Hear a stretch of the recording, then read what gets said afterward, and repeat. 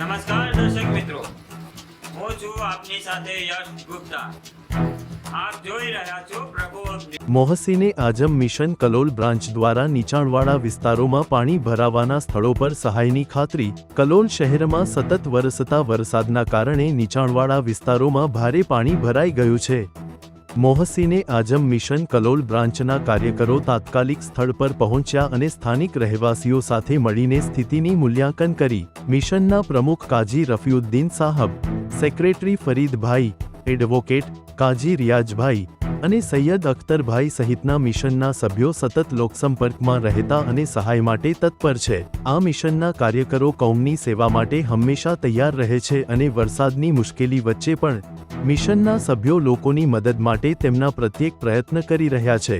મોહસીને આઝમ મિશને મુશ્કેલીમાં ફસાયેલા લોકોએ જે વિશ્વાસ વ્યક્ત કર્યો છે તે જાળવી રાખવા માટે મિશનના સભ્યો દ્વારા આગામી દિવસોમાં પણ સતત સેવા ઉપલબ્ધ રહેશે.